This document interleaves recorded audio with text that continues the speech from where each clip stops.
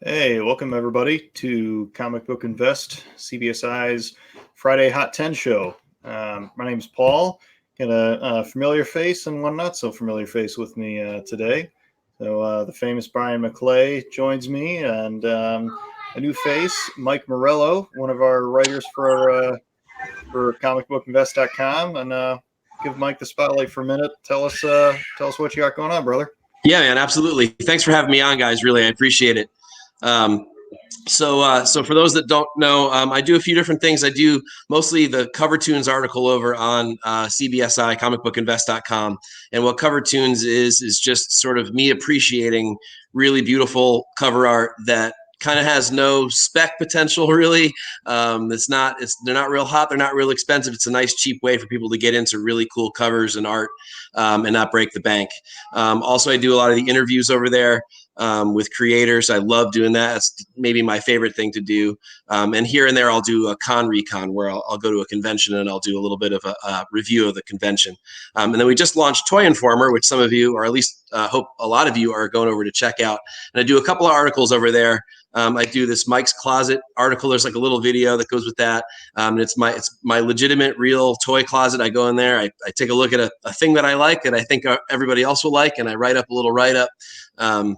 And then do a little video for that. I also do the Star Wars Vintage Wave articles on there on Saturdays. And then there's another thing called Toying Around, which is just kind of like junky toys that people kind of forget about, things like cereal box inserts and, gumball machine toys and crap like that that a lot of people just kind of forget about, sort of throw away, sort of ephemeral toys that are really cool. And some people really dig. And they're usually, a quarter, $1, $5, fun stuff. I really love the new site, and I think it kind of harkens back to a lot of what brings us into comics and our love of comics, and that's back when we were young and everything was exciting, and it takes you back to those days where you didn't have any worries. And I think the Toy Informer website really does that. It harkens back to those younger days when everything was amazing and there was nothing but highs, never any lows. Absolutely. That's why I continue to collect all this stuff. It's all nostalgia, right? I mean, it's kind of like I could have maybe like a tenth of it when I was a kid if I was lucky, and then the stuff I couldn't have I can maybe get now as an adult, and then go back and get some of my favorites and some of the stuff my friends had that I was jealous of, and I can go kind of do that. And I really enjoy the research and meeting the people that had to do with this stuff. There's some interviews coming too on Toy Informer that I've done. Those we're sort of waiting on those. There's about 4 or 5 of those that I'm really looking forward to launching. They're like 10, 15-minute interviews with some guys from that sort of vintage 80s era of toy creation and photography and that kind of thing, which I'm really excited to put up there too. So that's why I do comic stuff too. Sorry. Let's give everybody kind of a taste of what you got going on. Here is a quick episode 2 of Mike's Closet. So here we go, everybody. What good is a collection you can't share? Welcome to my closet.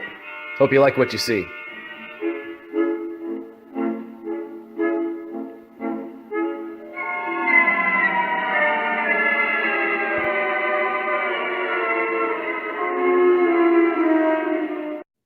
Now, if you guys didn't enjoy that, there's something wrong with you.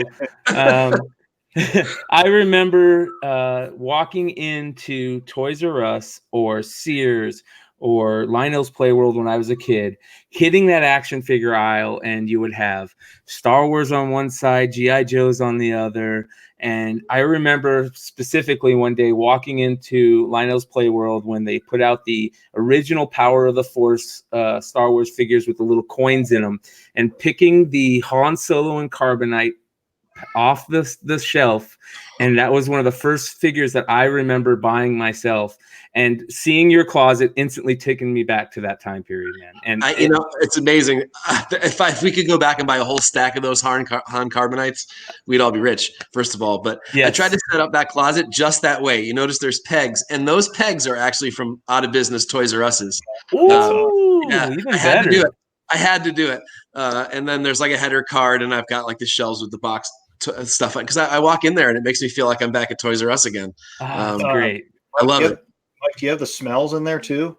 Oh, it smells just, I mean, it's amazing. It smells like that printed cardboard plus plastic. You know the smell. There's no way to describe that smell other than to be in its presence. A little musty too, because it's old.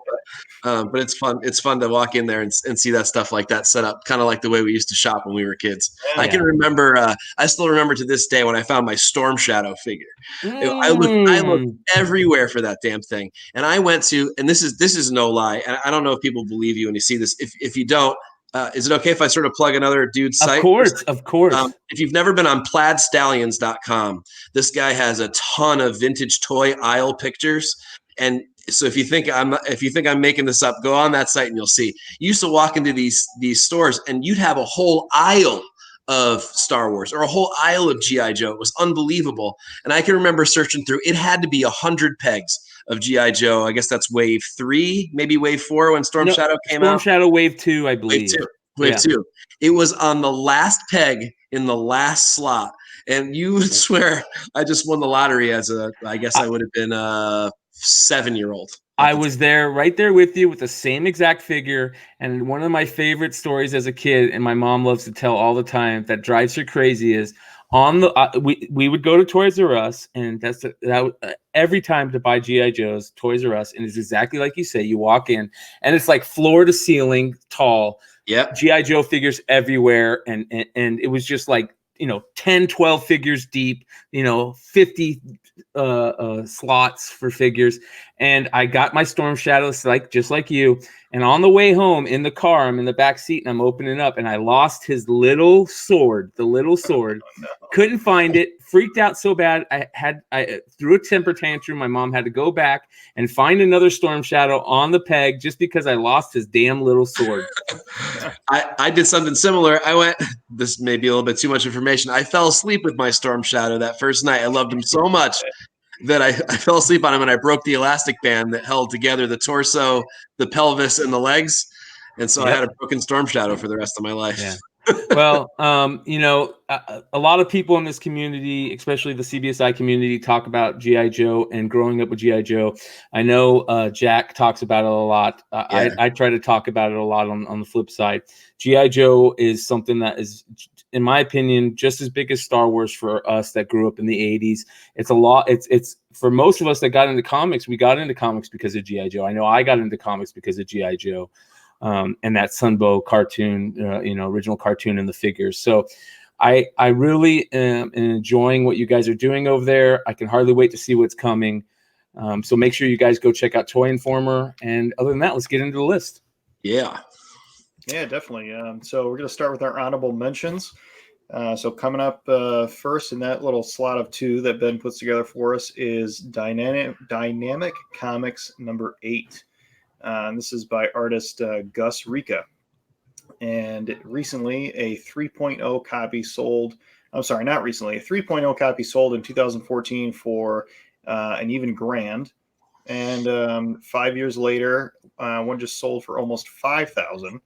So that's a nice little investment. But check out that cover. I know. Those Dynamic Comics covers are some of the best covers that are out in those old golden age kind of horror covers. They are some of the most amazing covers, this one being one of them. You notice the guy in the front whose face is melting? I pulled up a blowed up image of that.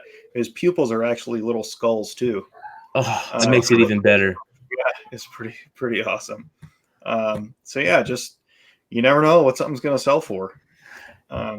Man, that stuff all the horror stuff has exploded like crazy. Not only the pre-code like this, but also all that Bronze Age DC stuff. It's awesome. The covers are amazing, and people are rediscovering this stuff, I think, again. And it's crazy how much these things go for. $5,000 for a book that is really just the cover that everyone's buying. Does anyone even know what's inside this comic book? No, I'd be too scared to. If I had a copy, I know I'd be too scared to open it up and ruin it. So. And then coming up, the second slot is Astonishing Tales number 6. And this was written by Jerry Conway. The artist is Barry Windsor Smith. And this book has long been purchased because of its first Bobby Morse. but Yep. now it's starting to get picked up because of some Doctor Doom, Black Panther rumors.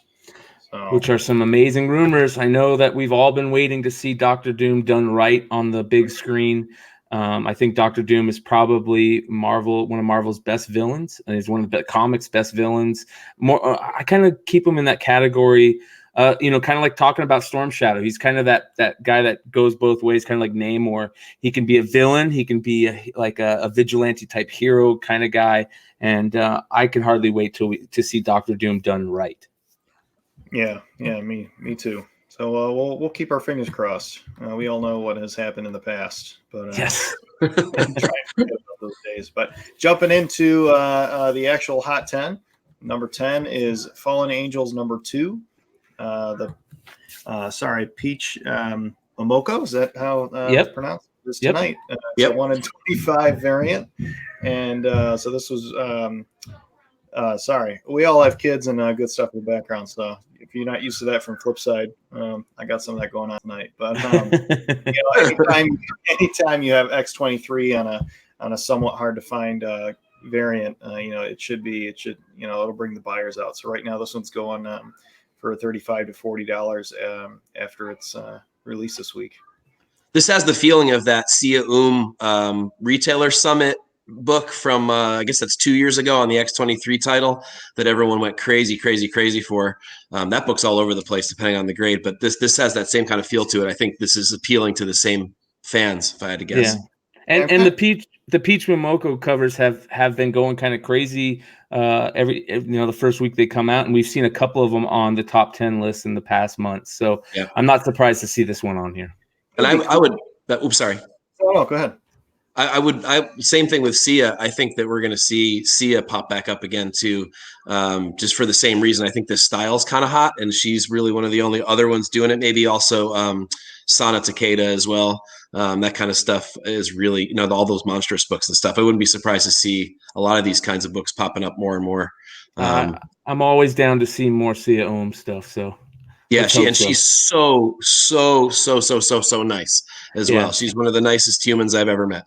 Well, I real quick to kind of segue in off of that, your interviews, your artist interviews, your creator interviews, you're doing a really good job on that, man. Keep it up. It's one of the things that I know I really look forward to, because it's hard to get some of the people that you're interviewing. You don't really get a lot of interviews from them. I like how you do it. I really enjoy what you're doing, and make sure to get more of them. So thank you. Yeah, I love meeting all those people, especially those that don't really get to do interviews very often. It's really cool to get into their past and some of the what inspired them to get into comics and what they sort of where they're headed. Sometimes I can sneak little secrets out from them. Donnie Cates gave me a couple of years ago. Jenny Frison will not divulge. She will not say a single thing. She is really tight-lipped about secrets, but I love interviewing her. She's really fun.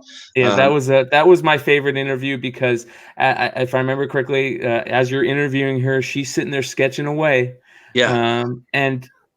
Real quick, I do want to talk about your recent Hot and Cold video with Simple Man's Comics for the Thanksgiving Day special Hot and Cold video.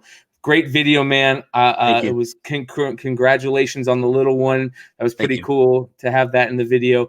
And then, of course, being comic book nerds, to see your original art. I'm a big original art guy, and that's Jenny Frison original art, that cover, that Wonder Woman cover. I'm super jealous. What an amazing piece. Thank you. And I'm not the only one on the flip side in the FlipSide world who has original Jenny Frison. You're right. And our co-host, Scotty Too Hottie, who's out there floating around somewhere, has some absolutely gorgeous Jenny Frison stuff. So Jenny Frison we're big fans here all throughout CBSI. So. And she deserves it. She's so nice, and she always sets aside time for me, and she's really, really pleasant and great and gracious about sitting down and doing an interview. And I always bug her and saying, "All right, we've got 9 months till our next interview. We got to catch up in a year, where you won't tell me any secrets, but she'll be super, super nice about it."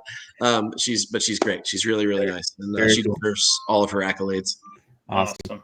Yeah, all right. Wanted to say about that Fallen Angels. I was going to say that it'd be interesting if they did a cartoon in that style. That would be amazing. I'm surprised we don't have a X23 animation cartoon type thing.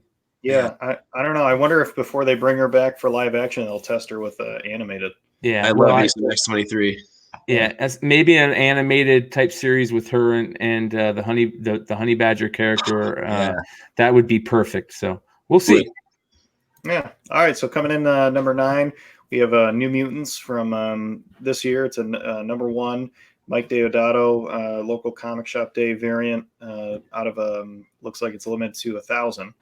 And so yeah, it's it's pushed sales at that limited number up to $40-$50. Yeah, tough book to find. If from what I hear, a lot of those local comic shop day variants were kind of hard to find, at least out here where I'm at. So and in good condition. I pulled up the list on eBay just so I get a little bit of bigger pictures, and it looks like some spine damage on the one that I'm looking at. So yeah. This was a weird one. This one and a couple of others arrived at shops a week early.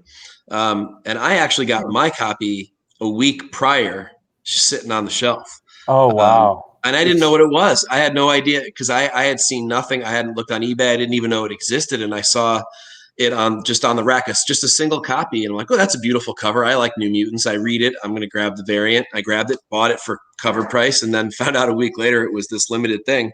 But then I then saw it again with a friend of mine at a second shop that same week, a week early. So I think that Diamond shipped some of these out a little early, and shops not knowing what they were put them on the racks. So that might have been part of the reason why they were so tough to find on local comic shop day.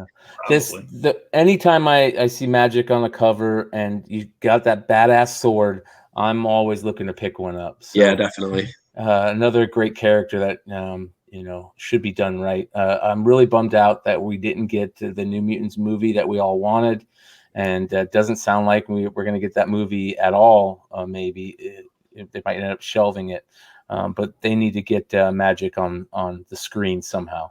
I agree. All right. Cool. Coming in at number 8, Legion of Superheroes. Number 1, Ryan Sook, local comic shop day variant, limited to 600. So another one from local comic shop day that's doing pretty good. Supported by that low print run, and this one's going for 35 to 40. And was this one out? It was the New Mutants the only one that you saw a week early? No, this was the other one.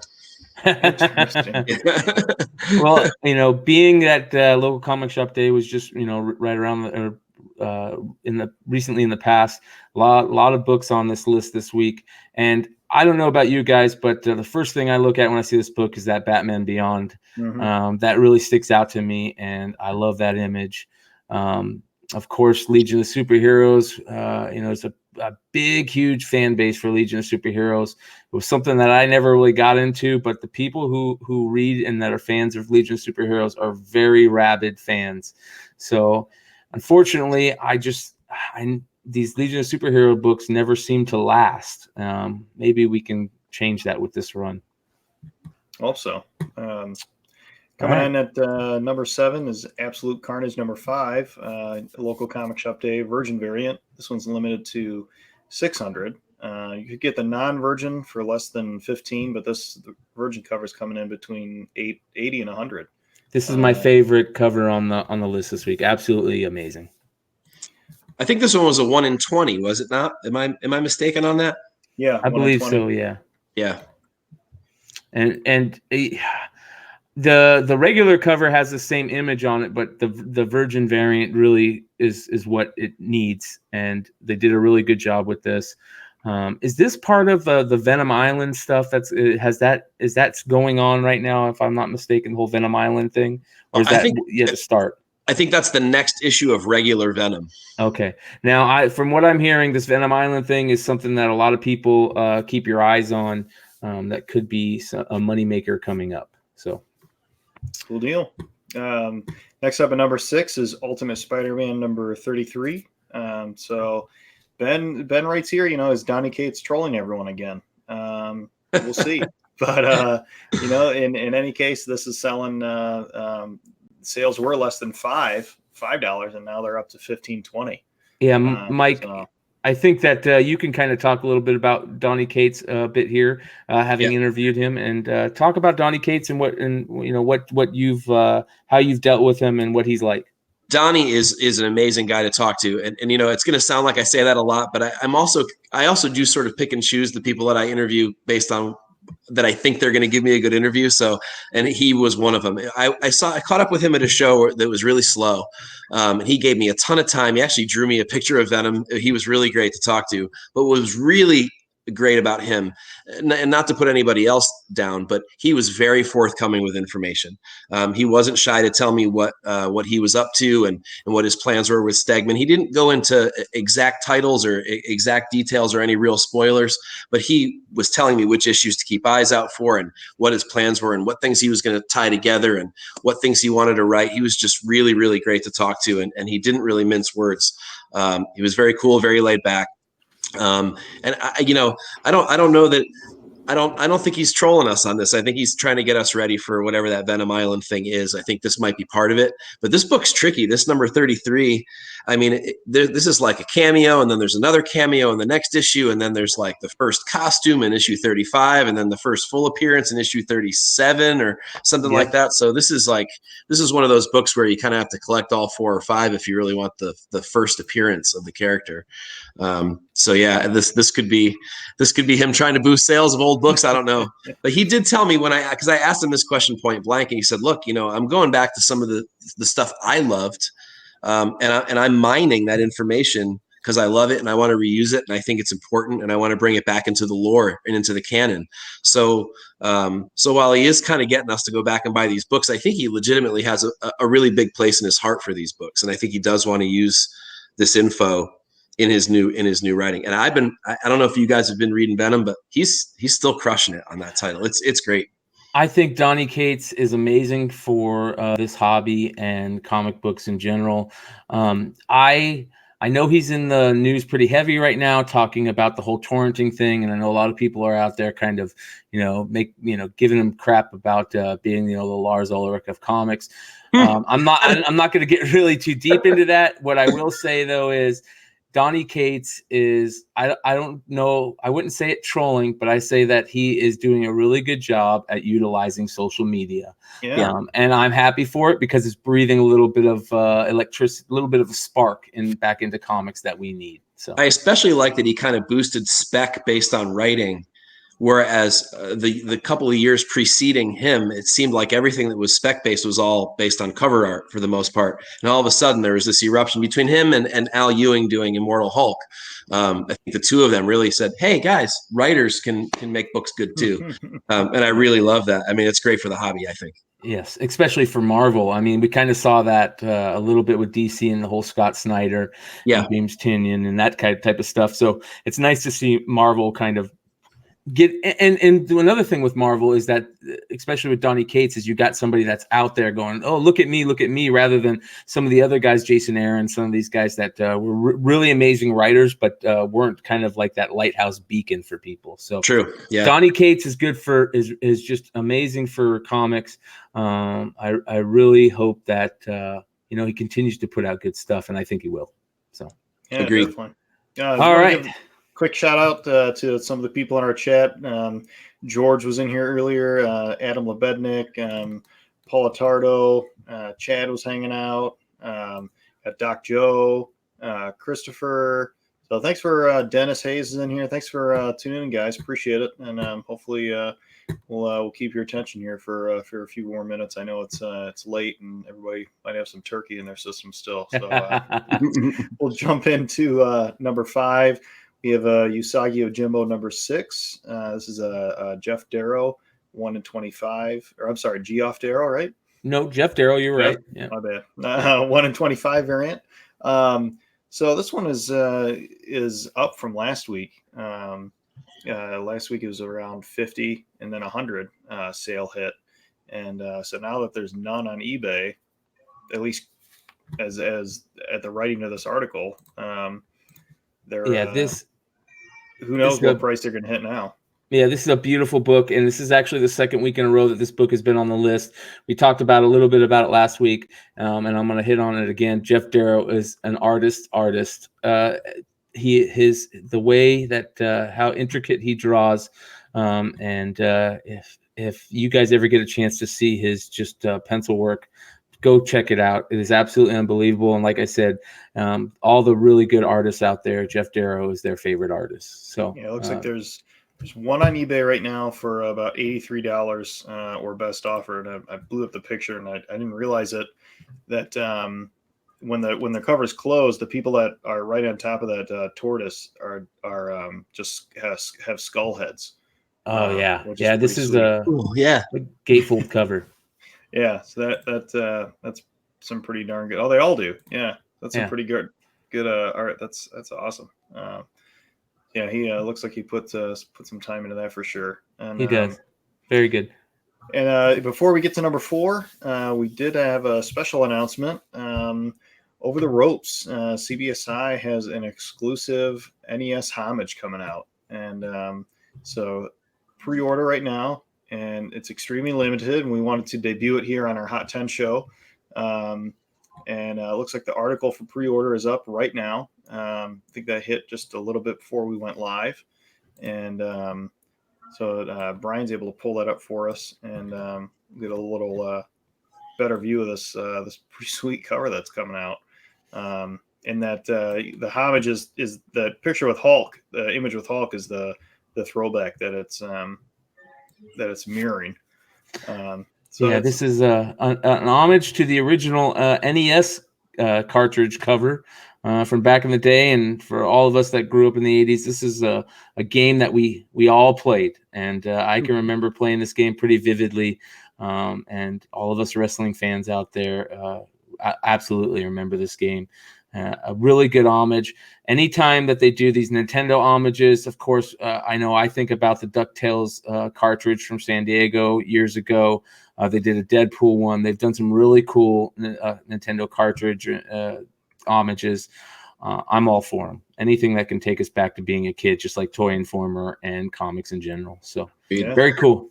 Yeah. Yep. Limited to 125 copies. $1 from each sale is going to be donated to St. Jude's Children's Hospital. It's a collaboration between CBSI and Mad Cave Comics. So head on over and place your pre-order now before they're gone, because at 125 they will be soon. And the book is going to release on December 4th and ship a couple days after that. So it'll be here in time for Christmas as well. If you have any big wrestling fans you'd like to give it to, you could even Secret Santa yourself. We won't tell anybody. One for you, one for me. One for you, one for me. Exactly. That's how Christmas presents work, right? Yeah, absolutely. So rolling into number 4, Captain America, number 341. Ben writes a heavy sigh, first battle star. This was a $1 book, and now is selling for anywhere from 15 to 20. And so Ben writes, what is the over under on the number of days that it will be back in the dollar bins? Get another movie / TV spec, right? Yeah, absolutely. So I don't know. There's a bunch of first appearances in that book, aren't there? Characters that I can't remember the names of, but there's like 5 or 6 characters in this book, I think. Yeah, and it is also an homage to Daredevil number 43, as you guys can see. It's a pretty cool homage cover. Early homage covers, back when homage covers weren't the thing. So, if any of you guys are fans of the homage covers, this is one to go pick up and search for, the original and Captain America 341. So. Good luck hunting on that one. You can definitely find it in your dollar bins, like Ben says. Yeah, I wonder if anybody found it for Black Friday. A lot of stores are having 50, 25-cent sales. I found one today. I found one today for $1. There we go. Yeah. Perfect example of how easy it is to get out there and find some of these really cool spec books. Yep. Definitely. All right, rolling in at number 3 is a 2014 book, Black Widow number 1. Milo Manera. It's a 1 in 100 variant, so good luck finding this one. Artist Phil Noto. So not an easy book to find at all, that's for sure. And 9/8 have gone from $350 back in June, and they're all the way up to $430, $520 to $603 this week. Wow. this whole run of Milo Manara books is crazy town price wise. They're all so hard to get. Yes. Yeah, A lot of controversy with Milo Manara for a while there on that Spider-Woman cover too. So if you guys remember that back a couple of years ago, this is another one of those artist guy, if I remember correctly. He kind of he does a lot of work outside of comics too. So really good artist. Yeah, solid cover. Gives you something to look at. Wink, wink. What do you mean? The background. I like that he did something with the background. It's not just flat. There's a background on that cover. Yeah, full moon. So rolling in at number 2 is Secret Wars 299 number 1, Ron Lim 1 and 25 variant. So it's an honorable mention pick from last week because it's of a $44 sale, and now multiple copies is sold for $50 and up, all the way up to $90. So this is all following a statement from Marvel, that Roberta Mendez is the first female Captain America. So we'll see. I think Marvel's going to do something with the whole 2099 thing. I think it was teased in Edge of Spider-Verse, and well received, I'm sure, enough to make it into something. Might as well. Push. Yeah, I mean, are they all one shots or are some of these minis? I believe they're all one shots, but I don't take that as fact. I believe they're all one shots. I know they've got some other ones coming, and again, based off of the whole Edge of Spider-Verse thing that they got going on, I don't see why they wouldn't capitalize off these other characters. Edge of Spider-Verse kind of brought in those different parallel world type characters and made them really hot, and they've got a ton of characters that they can continue that with. So I wouldn't be surprised if we see many more of them. Absolutely. Agreed. As a matter of fact, I thought I saw recently that they did some type of Aunt May SpiderMan mashup that was kind of weird. So just funny stuff that's coming out. Throwing stuff at the wall, seeing if it sticks. Yeah. All right. We'll let you go to bed here shortly. We'll roll out with number 1. It's Philadelphia, the Mattina variant, 1 and 25. Ben's calling it the Black Friday variant. And so it's I don't know. He writes as the dust cleared on the Mattina copying fiasco. I'm not sure. What do you guys think about that? He definitely got quiet there for a while right after that happened. That's for sure. Yeah, very quiet. And you saw quite a bit of a decrease on a lot of his books that were selling good. That Gamora variant. That's a huge hit. Yeah, a massive hit. One of the books that I was really bummed that took such a hit because I had just got 2 9.6 and a 9.8 delivered like a week before that happened. So, but they're beautiful covers, so I don't mind sitting on them. But I think that more and more people are kind of getting tired of other people ripping off people's work. So. Yeah. I think also, I mean, it killed. There was sort of maybe in tandem that the whole DCB cover thing, when those DCB covers were getting hot and those Red Hood covers that he was doing were going 10, 15, $20.